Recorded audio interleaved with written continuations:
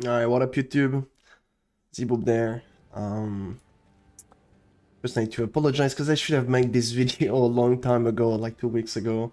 But I've been sick, I've been a bit buzzy, and my motivation to play the game kinda go down since there is like barely nothing in the in-game to do. But anyway, there we go. Where are we with the build now? We did change quite a lot of things since last time on the passive tree. I might explain that. First of all, we did swap the spot for Against the Darkness. Instead of going over here, we decided to put it there. Why? Because here we have some really cool thing. We do have a Kite that give us movement speed, projectile speed. It does not also give brawl speed, which is a really cool thing. Over here, we have the node that I was picking up on the last video. We got some effect of shock. And we have some pen as well. So those nodes are quite efficient, I would say. And our jewel is still 1% mana and 11 spirit, 1% mana on small and 11 spirit on notable. So that's how I get my 170 spirit.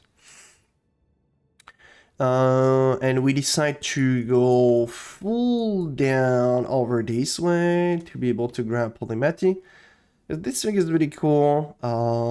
It gives him damage, it's scalar attribute, it's scalar hint, which is more mana, more damage, stuff. And we're also able to pick up Lightning Rod and Flash Storm for a bit of pen.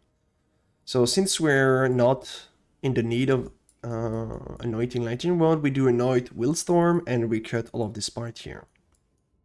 And I was missing some passive point. So we decide to go for Cultural Metamorphosis to grab Pure Power, Lightning Quick, and the 3% mana there. I saw many people going for this node, but the only thing that this node gives is literally chance to shock, or if you use it with another jewel socket there, how's it called, like Against the Darkness. You can grab those nodes and it makes the jewel pretty effective, but this node itself doesn't give that much. If you look at the damage gain on this node, it's literally nothing. The 5% lightning is extra cold. Like, this is actually really nothing. If you don't know how I'm showcasing this, I'm pressing shift, and so you can see the damage gain on your skill there. So as you can see there, 12% lightning give way more damage than 5% lightning is extra cold here.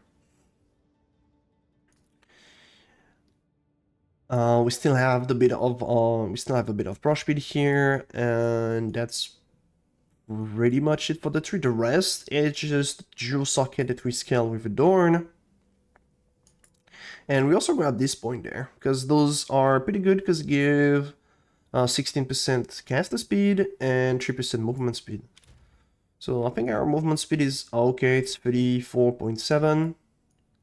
So because we have pro speed here, movement speed there, and 35% on the boots. I guess we go over the jewel. My jewel is still not perfect. I was in the need of a lighting res somewhere and I was struggling to get some on my jewel, so we decided to go for Ingenuity with lighting res. So this way I'm fixing my lighting res. And I was able to drop one jewel with lighting res, which was my Pierce jewel. Since we have Pierce over here, I only need one jewel with Pierce. I don't know where it is, but I will show you the jewel. We do have a really good jewel there with Int. That's my only jewel with Incorruption. I want more of those. This is good. Mana regen is not needed, but it's a fairly good jewel. If you look at how much the thing give me, the 14 Int, 25 mana regen, and 35% magnitude of shocks. It's a fairly good jewel, but I'm not in the need of mana, so I will definitely replace that one later on if I find a really good implicit, such as, and the other prefixes probably gonna be caster speed or increased duration. We have another one there with fire resistances. I need the fire res, otherwise I'm not capped, so I'm still using this one here. We gotta cast a speed magnitude of shock with no implicit. We got skill effect, magnitude of shock with fire res. That one is a really good one. But ideally, the thing that I want to do ideally is to drop my fire resistances and get fire resistances on my gloves. I do have a pair of gloves with fire resistances right now, but I don't have other jewel. But I have those gloves here. Where it is with high fire resistances. So I will definitely look at this and swap the fire implicit on my jewel. We got a strength one with pretty low roll, skill of fate duration, magnitude of element, but I do need the strength since I'm wearing most of the time a shield that gives me rarity. We'll talk about that in a sec. Other jewel. I got the lighting res, skill effect, magnitude of shock. My spirit jewel here, my adorned 85. I need to get a better one for sure.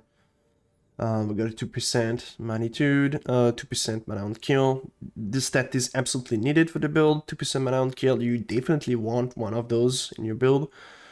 With magnitude of shock. I got my only pierced jewel that I need to get my 100%. And I have brush speed. And I could go for effect of elements. But I'm in a point where I really like the brush speed. It makes clearing with sparks way better. Since I invest into those brush speed node in the tree, I was feeling like way better. Like my brush speed right now, it's not the highest, but it's still fairly decent. I think we're on 185 or something. We have 187 brush speed there. So it makes the clearing with the spark like really good. Also jewel, that's a perfect one with no implicit, skill effect, magnitude of shock, and we have skill effect, magnitude of shock with chaos that doesn't do anything. Regarding the item, I did swap my wand. I buy this one, it's a mirror wand for 280 divs. It's not perfect, but for the prices it was really good. And the fact that I have mana regen there, I was able to drop those 2 points here. It's a really good one. For 280 div, it's a pretty good one. We did buy a new Temporalis.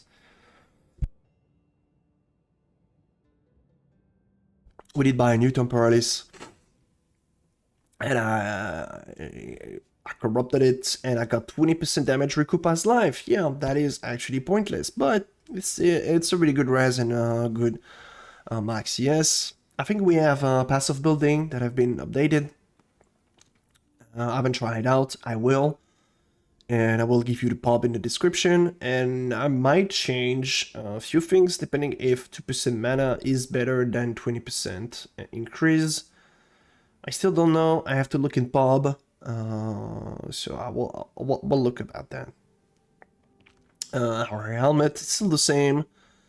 340, 120 mana in double res. My amulet's still the same. I don't think I ever replaced this one ever. It's a fairly good one. Mana regen, percent mana, flat mana, +3 all spell. No, +3 projectile skill, which is not all spell. All spell would have been better, but it's fine like that. I got my Dream Fragment and Valet. I got 20% crit damage bonuses. I need to resell this one and buy another one. Boots are still the same. Triple res, 35 movement speed with a bit of ES and mana. And my gloves that I need to swap, but those are quite good. It's like 140 ES, 150 mana, int and lighting res. And we still have the melting malice from Flasks, the pretty OP Flask, and the stone charm. Talking about charm, there is 2 points here to grab a charm slot, so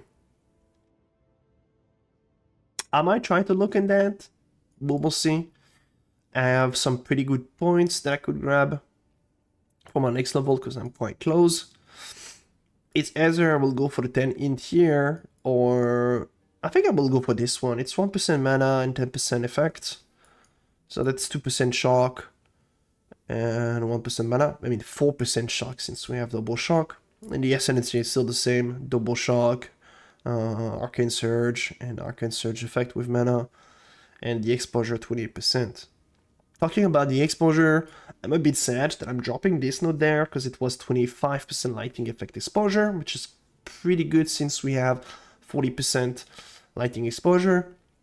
But for single targets, this node is only for single target, and single target I'm absolutely destroying endgame bosses with cast on shock lighting conduit. So it is what it is. I don't need the extra damage for single target, so I'm pretty fine about that. I'm gonna talk about the gem link and setup. So blink, I don't need to be 21. 21 give you 5 meters, so instead of 4.9, it's not something that I will talk about the weapon swap after. So my cast and shock setup. For single target, I'm just swapping blink for cast and shock, and that's the only thing I do. So we have cast and shock with lightning conduits. Lightning conduit 20 with +1 corruption. We do have energy retention, impetus, +1 lightning mastery, and 80 focus. I think I probably need to swap 80 focus to put a 12% more 80 damage, since 25-12 will barely doesn't do anything, and I can still apply a shock with cast on with my lightning conduit. So yeah, I need to swap the gem there. My sparkling, we have acceleration, inspiration, arcane tempo, consider casting, and control destruction. I do not need the moderation now, since I have a lot of jewel, and my spark is like 4.3 duration, so it's still good. If I swap, I got 6.2. And the only way I'm swapping control destruction to persistence is when I'm doing simulacrum map. So spark 6 seconds in the layout of simulacrum, it's quite good. I really like it. Alright, so we got an Orb of Storm that apply my exposure. So we have lighting exposure. Strip away that scale the exposure by 30%. Connection for motion to shock. We use Font of Mana. That gives us a bit of mana regen since we are nearby to the orb. It's not a necessity at all. I was playing with a 5-link thing since this morning. And I put my gem swap here, so I don't have to get my gem in my inventory. Archmage. Archmage you want at level 21, so you get the breakpoint of 9% damage as extra lighting. You can use the +1 lighting if you don't want to go for 20 and +1. And I use clarity there to get a bit more mana regen. Connectivity with Curse Ground and Item Curse. That's also something that I changed compared to the last video. I will talk about this setup. And those ball lighting warpages here in if I do some trial of Sekama, so I can skip some puzzle and stuff. So it's still cool to have those two, but yeah, it's just to move around, so don't pay attention to those two. So my weapon swap, there it is. Weapon swap, I do have Sigil of Power. Actually buy Sigil of Power +6 with 19, so I got the breakpoint, and Sigil of Power provided me 16% more spell damage instead of 15, so level 4 it gave me 64% more damage. Oh, that's fairly good. And on Sigil of Power we are using AoE, and I put cooldown there. Doesn't really matter. Don't really need cooldown over here. Since we have a lot of duration, our Sigil of Power stay for quite a long time. It stayed for 26 seconds, so you don't really need the cooldown over here. So yeah, the weapon set. I did swap my curses setup, and I put Curse Ground. One of the reasons is most of the bosses, they will spawn in the same place every single time. So with the setup there, I'm able to put my curses, my orb of storms, and I'm pre-firing, preloading a lot of spark, and the bosses spawn. I have my lightning conduit, and instantly one-tap the bosses. So that's one of the reasons why am I going for the Curse Ground. And since Curse Ground is pretty low on the AoE, we do grab all of these AoE there, which is good. And you got also the Ender there that reduces the movement speed. It's still something. We have a bit of AoE scaling here for the Sigil of Power. We got some curse effect there, a bit more AoE. And we got some faster curse activation there. It's mostly for the effect of curses here. I don't know why I have this one there. I should swap it. I should swap this node there. But do not, to be honest, do not really matter. Just only for single target, and single target, like, we're absolutely destroying in-game bosses with Lightning Conduit.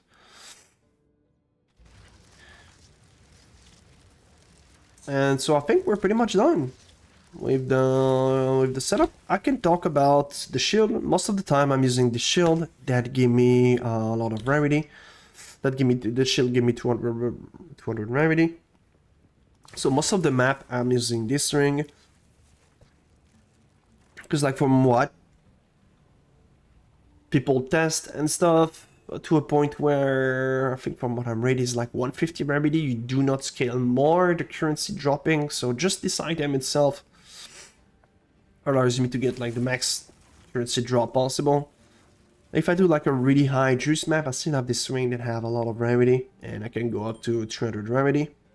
But most of the time, I'm using this one because I do have a lot of caster speed, and it makes the feeling of the build a bit better.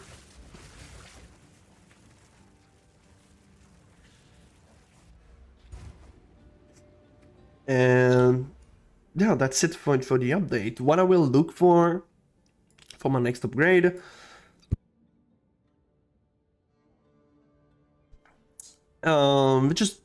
We can grind for an adorn 100%. I don't know if I have the motivation to grind for that. Definitely better jewel. I've been quite unlucky on my recent jewel. I've been corrupting and breaking many insane jewel, like 30 div, 40 div jewel plus, and I break pretty much all of those. I think I wasted like 150 div or something, even more, just by breaking jewel. I kill one of the jewel like that. Perfect blue, 2% 20, and I just killed it by valing them. And those jewels sell for like 40 div plus if they are blue like this corrupt. I did break many of... I break so many jewel. But it is what it is. And yeah, so far I do really like the build. The pro speed make it like really comfy. I don't feel squishy. Most of my deaths are actually bullshit. When I kind of bullshit is like DD that you can't see. Insta explode. You can't do anything. You just die instantly. I think I'll die another time because of the bug. I don't know if the bug is happening to you as well. But sometimes I just can't cast my spark in a map for multiple seconds. Like for 3 to 6 seconds. Sometimes I can't cast my spark. The only thing that I'm able to do is actually blink. And when this happens, when you're in a bridge and you blink around, you're in the middle of everything, and you try to cast, and you're not able to cast because it's a fucking bug, and you just die. So it happened to me, I think, one time. Another time in bridge, I got this ally cannot die stuff for like multiple seconds. And I didn't pay attention. I was casting, but mine are dying, and I die because they're not dying. Another bullshit. And except those bullshit deaths, I'm barely dying anymore. Will I upgrade the build again? Probably. I kind of like the build. There is the new patch coming up. with the rework of like daily mob and stuff. I haven't tried out yet. I will today on stream. That's it for the build showcase. I hope you guys really enjoyed that. I wanted to make another video as well, like 2 weeks ago, talking about the in-game and the possibility of in-game farming, like in-game juicing with breach and stuff, like talking about tablet mods, map corruption. Let me know, guys, if you want to see a video like that in the comment. I think it will be cool to still add this. I think I saw many other content creators doing it, but still, I mean, I only watched the Gun one, which was fairly good. I will pretty much say the same thing, except there is few other mod on the tablet I want to talk about, and corrupting maps, because corrupting maps are pretty powerful right now. If you're in-game juicing, you want to corrupt your map to get some extra mod and stuff. So that's it for the video. Thank you everyone watching and commenting and stuff. And let me know if you want another YouTube video talking about endgame juicing. So I will see you on the next one. Bye YouTube.